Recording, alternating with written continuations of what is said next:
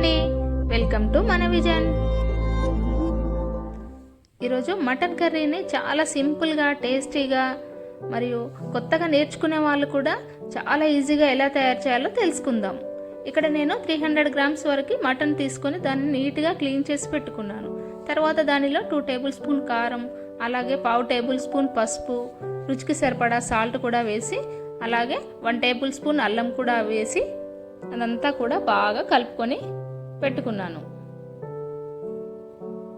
ఇదంతా కూడా ముక్కలకు బాగా పట్టించి ఇలా ఒక 20 నిమిషాల పాటు దానిని పక్కన పెట్టుకోవాలి.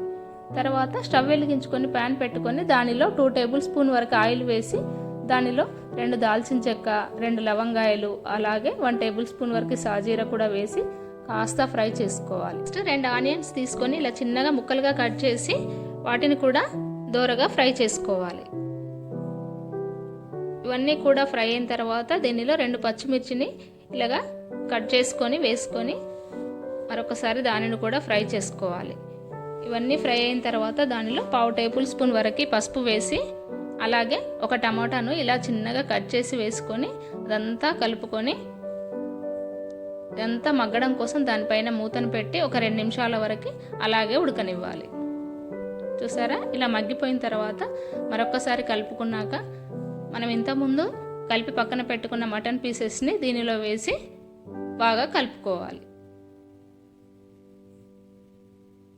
ఇదంతా కూడా ముక్కలకు బాగా పట్టిన తర్వాత దానిపైన మరొకసారి మూతను పెట్టుకొని ఒక 5 నిమిషాల వరకు అలా ఉడకనివ్వాలి. చూసారా, దీనిలో ఉన్న వాటర్ అంతా కూడా ఇలా పైకి తేలుతుంది.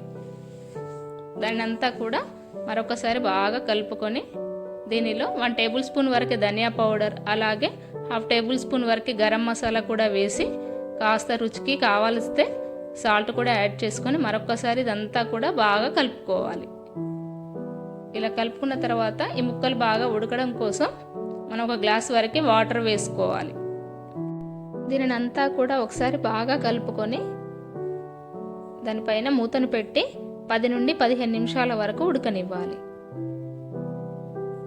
ఇలా 15 నిమిషాల తర్వాత మూత తీసినట్లయితే అదంతా కూడా ఉడికిపోతుంది. చూసారా, ముక్క కూడా బాగా ఉడికిపోయింది. చివరిగా దీనిలో కొత్తిమీర వేసుకొని సర్వ్ చేసుకున్నట్లయితే ఎంతో టేస్టీగా అండ్ స్పైసీగా ఉండే మటన్ కర్రీ రెడీ.